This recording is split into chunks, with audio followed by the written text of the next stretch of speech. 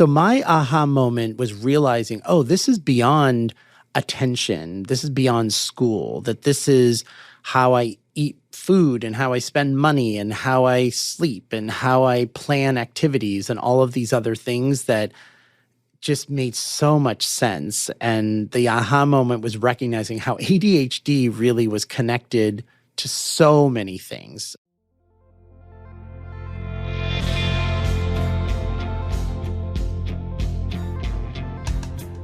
From the Understood Podcast Network, this is ADHD Aha, a podcast where people share the moment when it finally clicked that they or someone they know has ADHD. My name is Laura Key. I'm the editorial director here at Understood. And as someone who's had my own ADHD aha moment, I'll be your host.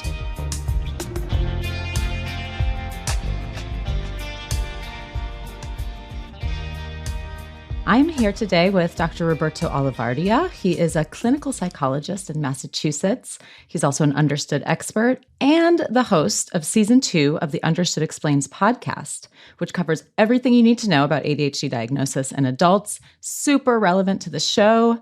The show is all about ADHD aha moments, as you know, Roberto, and a lot of folks who are listening to this show may be wondering, should I get diagnosed for ADHD? So we'll talk more about Season 2 of Understood Explains as we get further into the interview. But welcome. Thanks for being here. Oh, it's my pleasure, Laura. Always a pleasure to be talking about things ADHD.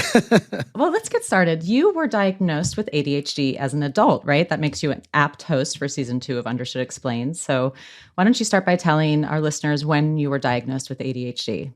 So I was officially diagnosed at 35. However, when I realized myself that, oh, this is it. Like, I have ADHD, was probably 30, 31, and I tell people to keep in mind, I'm 50. And so when I was young, the kids that were diagnosed with ADHD were kids with pretty serious conduct disorders, probably a lot of undiagnosed learning disabilities, kids who might have had poor social skills, very hyperactive, impulsive. And even though I was hyperactive, I wasn't hyperactive in an antisocial way or an oppositional way. I was very mischievous, don't get me wrong, but within that sort of boundary, and I did well in school, even though I hated school. So I wasn't identified back then. So there was nothing throughout my life that ever had me see an affiliation with what we knew at that time about ADHD. Even in graduate school, in my late 20s, when we learned about it, which frankly wasn't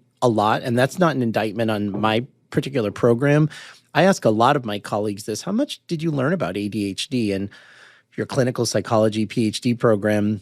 And most people say very, very little. So it wasn't until I had patients when I started my private practice who I was treating for other issues like eating disorders and OCD and bipolar disorder, and they also happen to have ADHD. And so I'm like, oh, let me learn more about ADHD. And I would read about it. And then it was one of those things that I'm reading about it, and it was like slowly like, oh, I understand that. Oh, that makes sense to me. I relate to that. And it wasn't so much this like fireworks epiphany like it can be for some people, and certainly a lot of patients who I diagnosed with ADHD. It was this very just familiar sense of, oh, this is me. Oh, yeah, this makes sense. It was actually something that was very validating, and I felt very good about. Which signs or stories were you relating to the most? Like which angle of ADHD? Which flavor? Yeah, I think at first it was, I specifically remember I had a patient who had sleep apnea, and he was struggling with depression.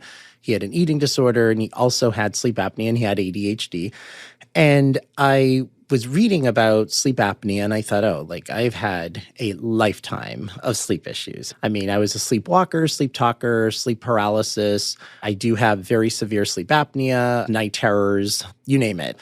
So when I would read about sleep apnea, and then when I would read about this connection with ADHD and sleep, and I thought, oh my gosh, this makes so much sense. So that I remember was like the first angle, was from that perspective. And then when I was reading from the executive function issues around procrastination, and a lot of times I think in the past I would think, oh, people, and this is honestly how I think culturally people still solely see ADHD, is the person that procrastinates and doesn't get it done.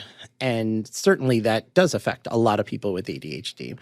But for the most part, at least with school, I was the one that always got it done. I would be up all night. I would literally, in college, running across campus to get the paper in my professor's mailbox by 5 p.m. It was that, but I would get it done. And so when I started reading that, like, oh, wait a minute, people with ADHD, they can procrastinate and pull it off. That was me.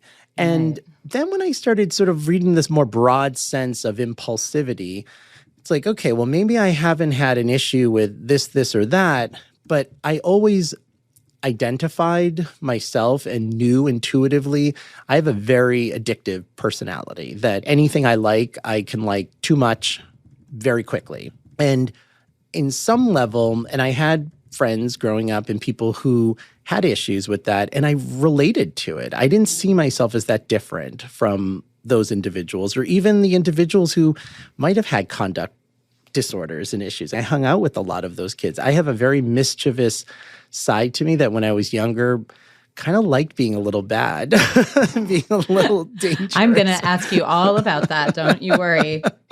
So when I read all of that, I thought, oh, but honestly, so much, I don't think a lot of that was written about ADHD in the 80s and the mid 90s. When we think about Ned Hallowell's book, Driven to Distraction, was written in, I think, 94, 95. And that's when adult ADHD was even talked about, which is kind of nuts. Yeah, which is like, where did people think this went? Like at 18, it just vanished? Right. Suddenly your executive functioning issues, they won't be a problem in college or at work, right? Or life, right. Yeah, exactly. So, okay, I was taking some notes. So number 1, ADHD and sleep, which some folks may recognize Roberto's voice because we actually published a bonus episode from In It where you were talking about ADHD and sleep in the ADHD Aha feed, which was great. But I want to ask you a little bit more about that. The next thing you mentioned was procrastination, but still getting it done. So like, latching onto that urgency, it sounds like.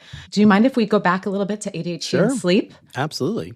What's a quick explanation of the connection between ADHD and sleep? I encourage folks to go back to our feed to listen to the full explanation, but I'm more curious about how they interact, but also how that played out in your life. Yeah, so there is a lot of research being done on ADHD and sleep, and I think, honestly, we only know the tip of the iceberg.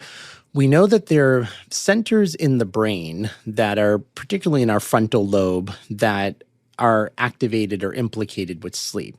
One of the best quotes I ever heard, and I wish I could credit it to, because I don't know who said it, but it was actually the first ADHD conference I went to in 2008, which I speak at every year. And they said, for someone with ADHD, going to sleep is lying in a dark room waiting for nothing to happen. And that was that was me last night. It totally made sense, because I thought it's so unstimulating and it's kind of boring. Like you're just waiting to, okay, when's this happening? Like, when am I going to? And then, of course, your mind is thinking about it, too much. And it's so easy when there's no stimulation for an ADHD person to generate stimulation, because we need that. Like our brain, we have this dopamine deficit. So we're always seeking stimulation. And with sleep, the job is to de-stimulate, which is really hard. And then there are these psychological components to it as well. The nighttime was also less distractions. No one's expecting anything of me in the nighttime. When I was in college and grad school, there was nothing to distract me. So I was in a better zone to work. And sometimes the nighttime was just the level of procrastination I would get through in the day. It was, okay, now it's a do or die situation kind of thing. So there's something about that, but it's not even just work. Sometimes it could just be, oh, I don't want to let go of the day until I've had my fun or my downtime. Now I'm very, very productive throughout the day. But years ago, it could be that I literally did nothing all day. I was just kind of wasting the day procrastinating. And then yet still have this sense of, oh, I want to make the most out of the day. Right. But meanwhile, this can't be it. Yeah. This can't be it. Exactly. Yeah. So there's a lot of that. But just also what we have to do as people with ADHD, particularly if you're more the hyperactive, impulsive type, which I am, to just calm the body down, to be mindful, to even sleep cues, because people with ADHD are more externally oriented, which means, like, if there's fun to be had, well, I'm not tired. And sleep apnea, can you define that for our listeners and how it affects you? Yeah. So this is something which was a game changer. So when I was even a kid, I was this very short, skinny kid, and my brother and I shared a room. And I remember when I was 9, he said to my mother, he's like, I don't know what Beto, my nickname is Beto in my family. Beto, he sounds like a drill. Like, I don't know how the sound is coming out of this small body, but it is so loud, his snoring. And throughout my life, I couldn't never relate to someone who said I had a restful sleep. Like I woke up and I felt restful. I never felt that way. And sure enough, the same patient I had mentioned earlier who had sleep apnea, I started reading about sleep apnea and I thought, I don't relate to some of these things, but these other parts I really relate to. Why not get a sleep study? Well, I got a sleep study. And so what sleep apnea is basically you're either having moments where you're not breathing at all or your oxygen levels are very, very low. And now it can be due to anatomical features, deviated septum in the nose, enlarged tonsils, just the way that your throat passageway is as to how much air, neck size. So all of these different factors. And so I got this sleep study and I was told that you need an average of 20 events where you're not breathing or desaturated oxygen levels in a 3-hour period of time to be diagnosed. So I got the sleep study. They told me it would take about 5 weeks to analyze all the data. They get back to me. And I said, okay, well, I'm free any Friday because I don't work on Fridays. I got a call a week later that said, oh, the sleep doctor has an opening. And I thought, what? I thought it was going to take 5 weeks. They said, oh, no, she had an opening.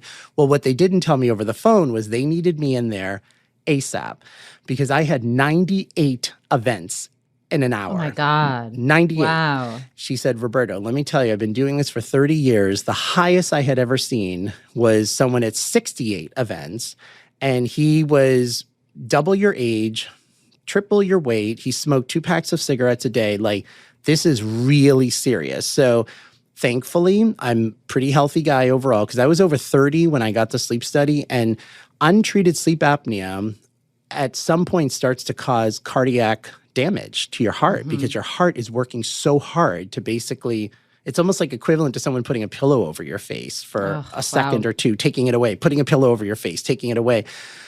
So she says you have to have a CPAP for the rest of your life. And this is the part I hope the audience can really hear because I can't even tell you what an amazing thing this equipment is. I didn't like that I had to use this, but now I call him Pappy, and me and Pappy are good buddies because for the first time, the first night I used that CPAP, I woke up and I thought, oh my gosh, I feel rested.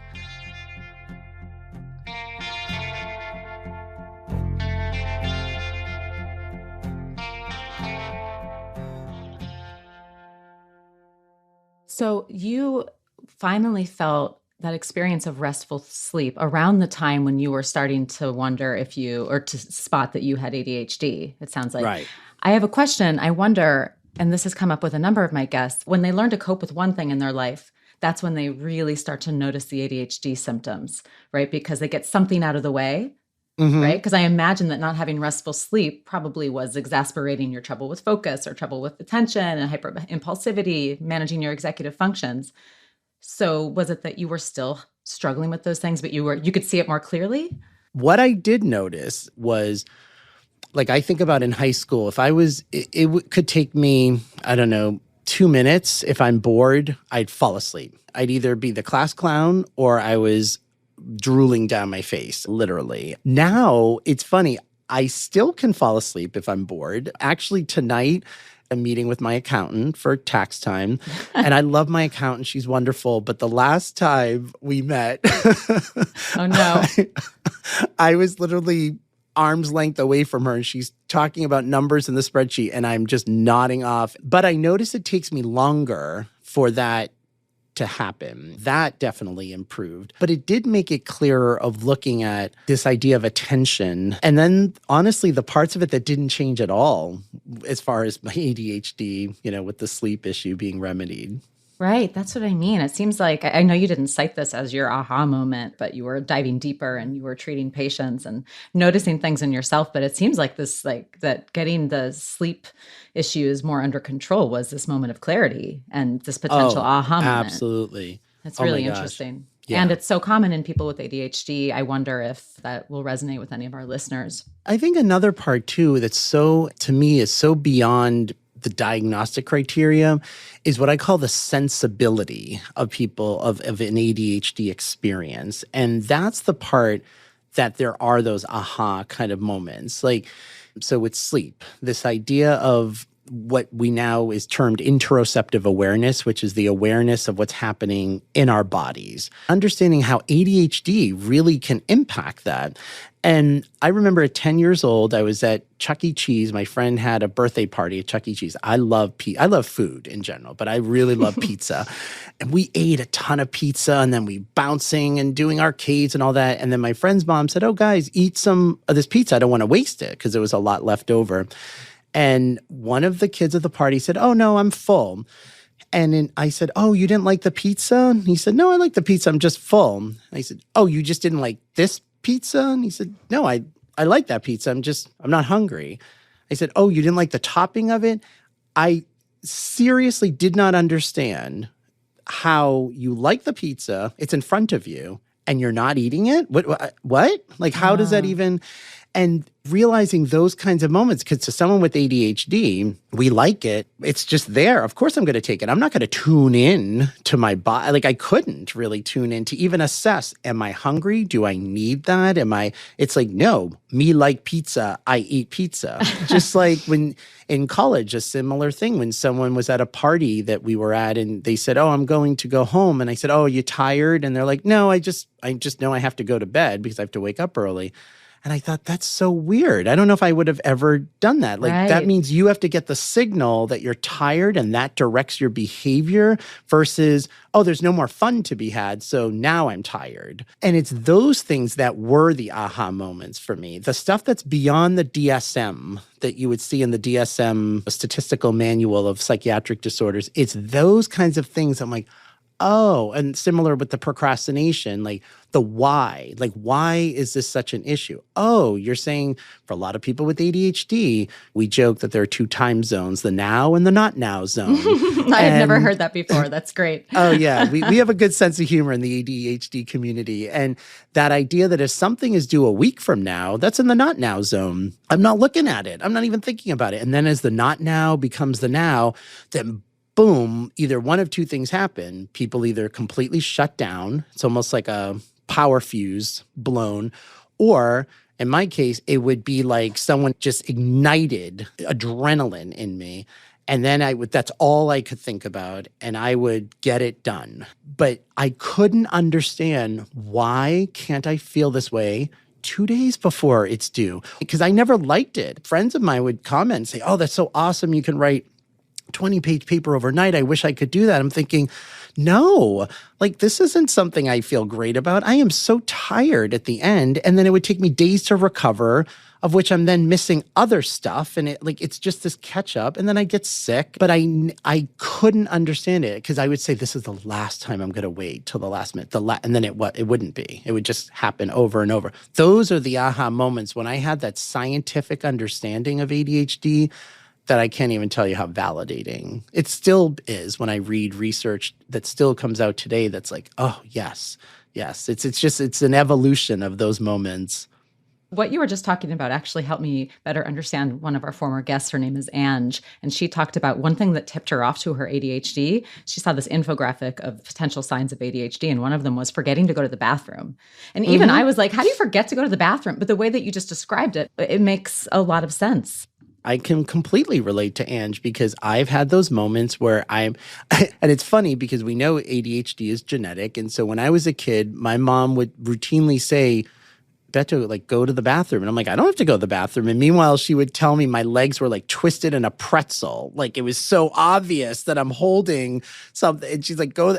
But I was so into whatever I was into. And FOMO, right, the FOMO and just the stimulation that whatever that situation would be. Fast forward years later, I have a son who's now going to be 18. he has ADHD. And when he was a kid, legs in a pretzel. And I'm like, buddy, like, why don't we just quickly go to the bathroom? He's like, no, I don't have to go to the bathroom. I'm like, yeah, why don't we go to the bathroom? And then we would go. And then he'd go, oh my God. And he would feel so much relief after going. He didn't realize it. And I'm thinking, I get it. And we would have conversations about that, and certainly as he got older to understand how that is. Because to someone else, it's like, that's so silly. How do you forget? How do you not know that?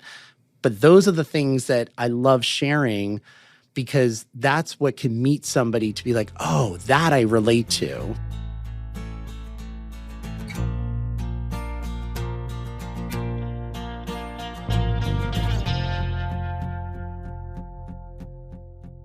I want to hear more about little Beto, the mischievous kid.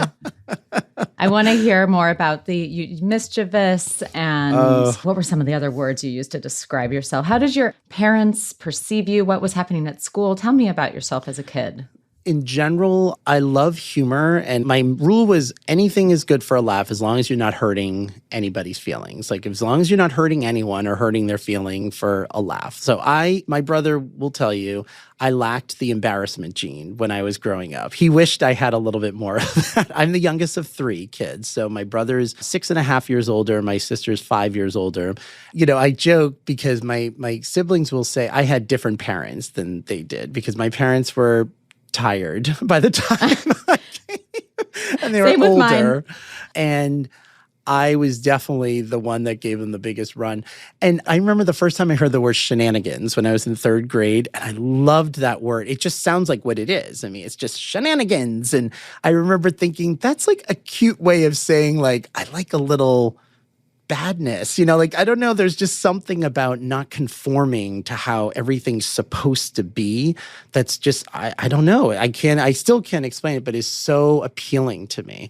Like when I was a high school student, that when I discovered like punk rock was like, oh my God, this noise and this is so discordant and offensive and loud. I love it. But I was also, like my friends and I would just do things that were kind of dangerous. I mean, I remember this hill in the town I grew up in. It was this really, really steep hill, and it was a one-way street, but strangely, it was one way going up as opposed to the cars going down. And the only thing that separated this hill from the highway in Boston was this rickety fence, which is crazy. I mean, now they have a more sturdy fence. And we used to sled down this hill, and someone would be at the bottom of the hill and they'd yell, car, if a car was coming up.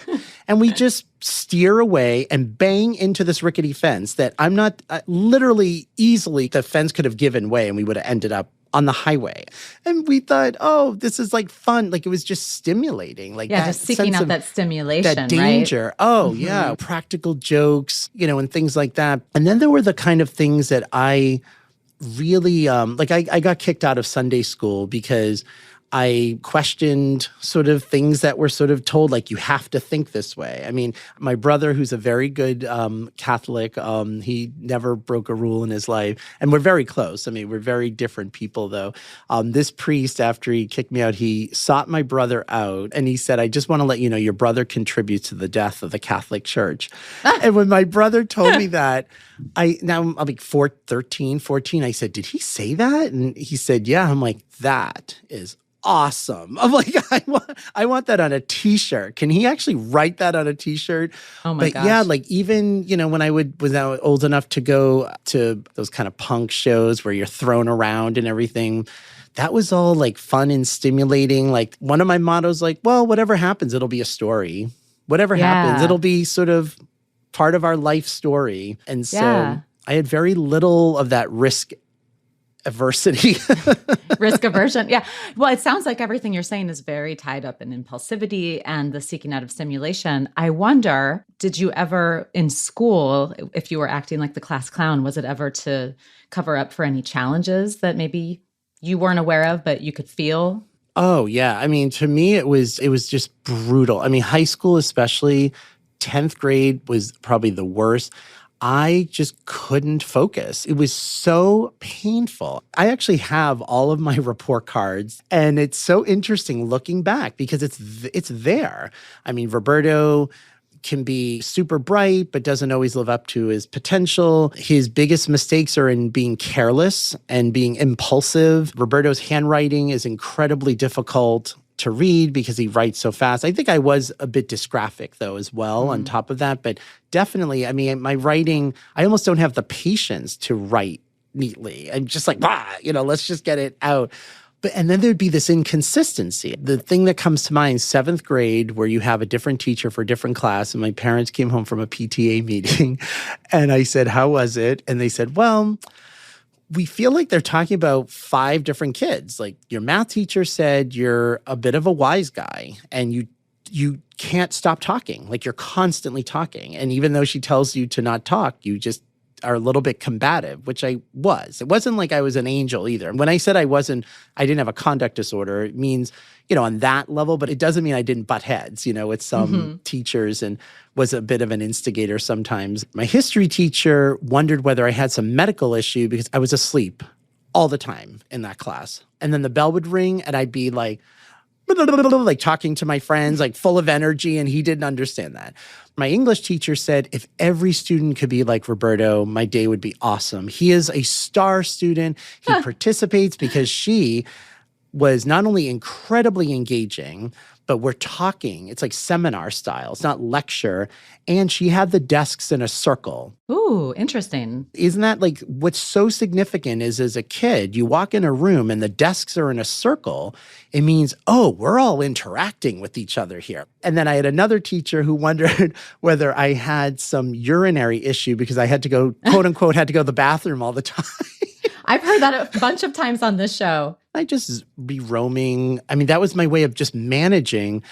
I mean, I have 2 kids in high school. My son's a senior, my daughter's a sophomore. And I'm amazed if they say, I had a good day in school. And they are both ADHD and dyslexic. And I'm like, really? Like, what? Huh? Like, I used to write dismissal notes and forge my mom's signature and just give myself like my own mental health days. And I'd go into Harvard Square, which was near Harvard University. But at this time in the 80s, it was like the punk mecca, like where all the punk kids would hang out. And all the kids that were skipping school would hang out with their mohawks and green hair and everything. And I'm like, those are my people. I did that a lot. I mean, and I admitted it to my parents years later.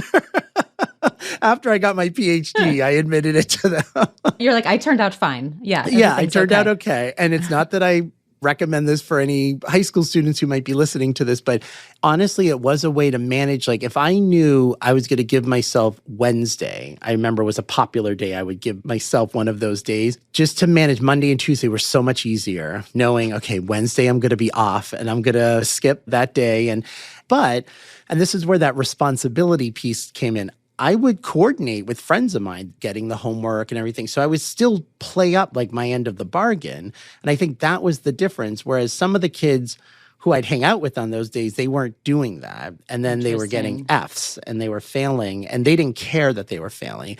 For me, anything below a C was a no-no. But I was not a straight A student. I was not a perfectionist. I really didn't care. I would be late, make up excuses. And it was really all to manage just the utter boredom that I would feel and the difficulty of just attending to these 7-hour days. And even now, just thinking about it, I mean, I have a visceral feeling to it. You say you're surprised by your kids having, I think you said, a good day.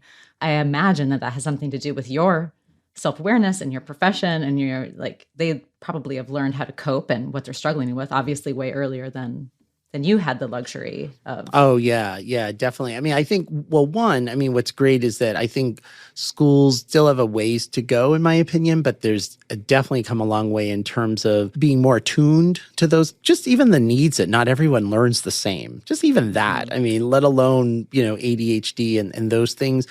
But from day one, there's just a family vocabulary around ADHD. And it's not that they don't have days that they're bored, but these are ways that you manage it. I'm curious, Roberto, when you got diagnosed, who diagnoses the diagnostician? Who did you go see? Yeah. And what was that conversation like? It was a psychologist who specializes in ADHD. And it was interesting because I went, I told him what I did. I think he was actually familiar with me in the community. And I said, this is something I've done a lot of reading, but I just feel it's important to just have it official. Like I honestly could have diagnosed myself from my own standpoint, but I said, I just want to make it official so that for, my kids, and my family, for my patients, like if I'm going to talk about this, I don't want to say, oh yeah, I just diagnosed myself.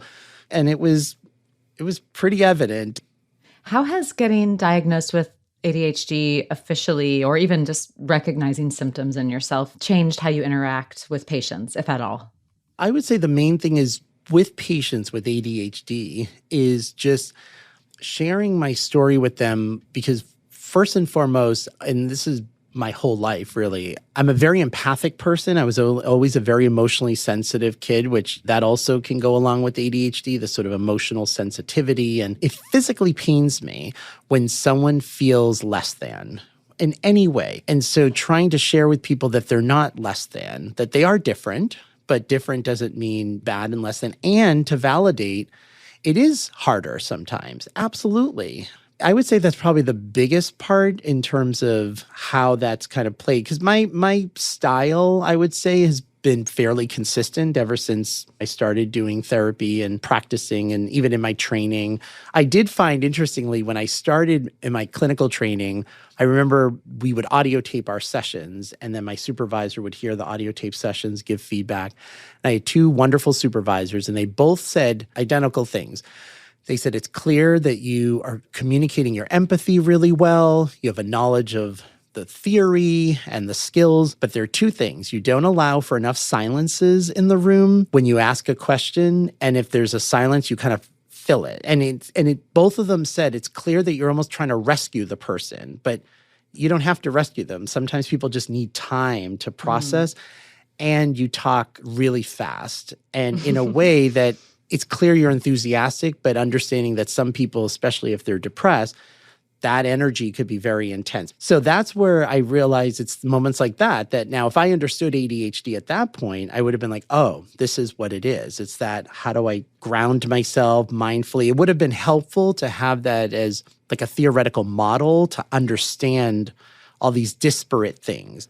I love the quickness of how you speak. I've heard anecdotally only that a lot of people with ADHD, and I'm speaking now about the Understood Explained Season 2, they like to listen to fast-paced podcasts to get through them quickly. Yeah. Now, that's not true of everybody. Some people like to slow it down and take their time with it, but that's going to be really exciting for people to listen to. I loved that whole process, working with Understood and doing that. And even in that process, I'd have to do a couple takes because they would say, okay, you need to slow it down a little bit. And it's that when I'm enthusiastic about something, it's like, blah, blah, blah, blah, blah, blah, like the speed just could like, whoa. And so they would give me that feedback. And I think that's the other piece. If somebody doesn't understand that and they're told that, and they're like, what do you mean? And that they can get very either defensive about or whatnot, as opposed to, oh yeah, no, I have ADHD. And that means that sometimes things are a little bit revved up. That way I just need to take a deep breath, slow it down. So it was great. No, I'm excited for the public to hear that. I feel really good about that project. Well, Dr. Roberto Olivardia, thank you so much for being here today. It's been a pleasure. It's been great getting to know you on more of a just person level, in addition to all the great things I've learned from you as an Understood expert. So thank you. Oh, my pleasure. My pleasure.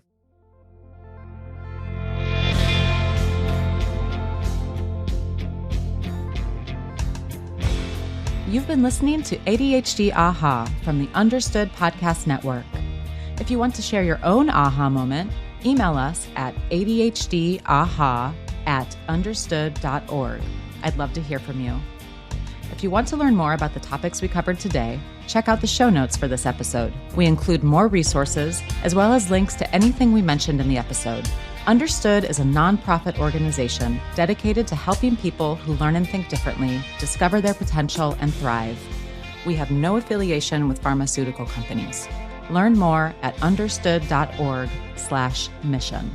ADHD Aha is produced by Jessamine Molly. Say hi, Jessamine. Hi, everyone. Brianna Berry is our production director. Our theme music was written by Justin D. Wright, who also mixes the show. For the Understood Podcast Network, Scott Koshira is our creative director, Seth Melnick is our executive producer, and I'm your host, Laura Key. Thanks so much for listening.